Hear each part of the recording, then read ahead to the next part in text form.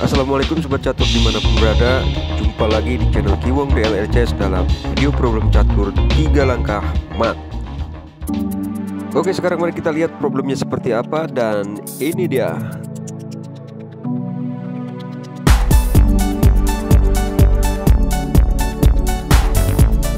Iya sobat catur, jadi seperti inilah ya posisi problem caturnya. Buahnya sedikit dan posisinya sangat menarik ya, termasuk unik juga ya. Kalau kita perhatikan untuk posisi buah putih, rajanya berada di A3 dan mempunyai sepasang benteng masing-masing di B3 dan G8. Sementara untuk posisi hitam, rajanya berada di pojok A1 dan ditemenin oleh sebuah perwira yaitu gajah atau luncur atau bishop ya, berada di G2. Biasalah perwira raja ini biasanya nemenin hanya untuk merintangi, menghalangi ya, serta mengantisipasi terhadap serangan putih untuk menaklukkan raja hitam dengan target 3 langkah mat. Nah, sekarang Anda yang memegang kendali putih, mampukah menaklukkan raja hitam dengan target 3 langkah mat sebelum sampai akhir video?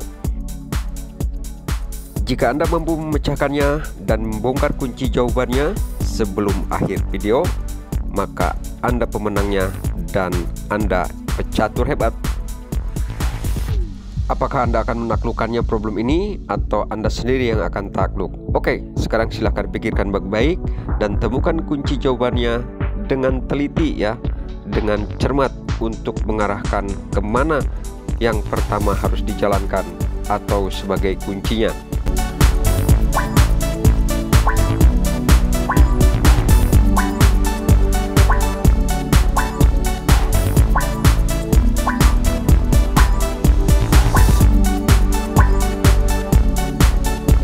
Oke sobat catur, waktunya sudah selesai. Saya mengucapkan selamat buat Anda yang sudah bisa memecahkannya. Baiklah, sebelum kita membongkar kunci jawabannya, ada baiknya kita analisa dulu ya untuk beberapa saat. Siapa tahu saja kita mendapat gambaran atau tanda-tanda untuk memecahkan problem ini dengan lebih cepat sebelum sampai akhir video. I challenge you. Ingat, video ini hanya untuk hiburan sambil asah otak. Jadi tahan emosi kalau bisa ya, kalau tidak bisa menemukan atau memecahkan problem ini. Baiklah sobat catur, di analisa ini kita coba dulu dengan raja putih ke B4.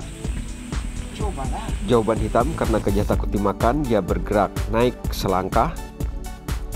Lalu benteng putih G8 sekak ke G1, raja bergeser ke A2 dan disekak oleh benteng ke A3, raja masih bisa kabur dan bisa lolos ya.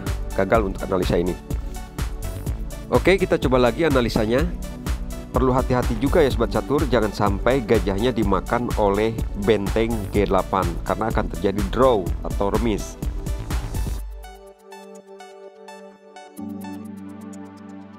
Kemudian kalau benteng G8 mencari celah ke E8 atau ke C8 untuk melakukan skakmat ya di langkah kedua, ini akan ditutup oleh gajah ya kemanapun arahnya seperti ini.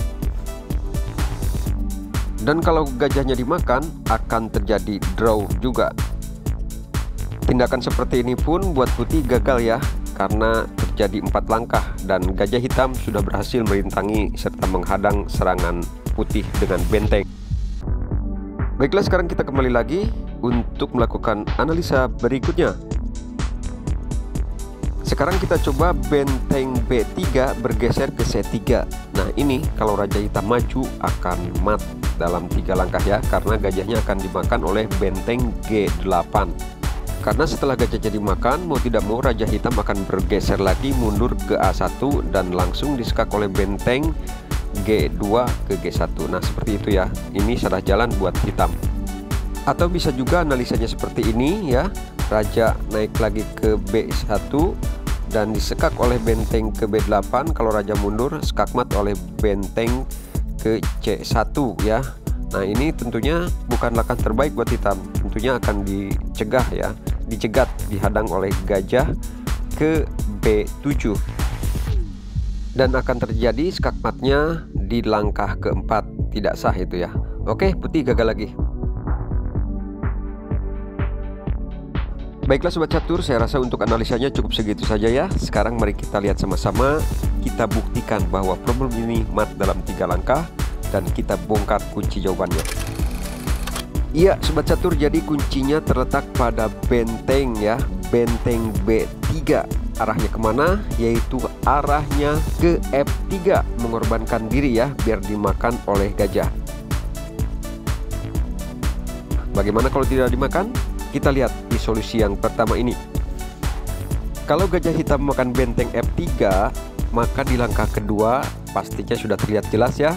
Benteng G8 akan melakukan skak ke G1, lalu ditutup oleh gajah dan gajah dimakan lagi oleh benteng G1 dan langsung skak mat. Jadi seperti itu ya. Bagaimana kalau tidak dimakan? Misalnya gajah bergeser ke F1 ataupun ke H3, maka skak matnya akan terjadi seperti tadi ya. Disekak di langkah kedua oleh benteng G8 ke G1, ditutup oleh gajah, gajah dimakan lagi oleh benteng G1. Nah seperti itu.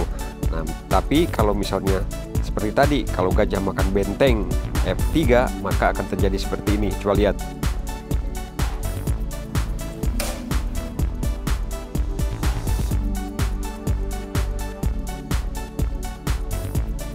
Nah jadi seperti itulah ya skak matnya di langkah ketiga di solusi yang pertama ini. Oke, lanjut ke solusi yang kedua, dan ini dia kunci jawabannya. Ya, di langkah pertama kunci jawabannya adalah benteng ke F3. Bagaimana sekarang kalau raja yang bergerak, jangan gajah? Oke, kita lihat. Kalau raja yang berpindah atau bergerak ke B1, maka tetap ini gajah yang berada di G2 ini akan dimakan oleh benteng G8. Nah, mundur atau maju buat raja hitam tetap akan diskakmat oleh benteng F3 ke F1.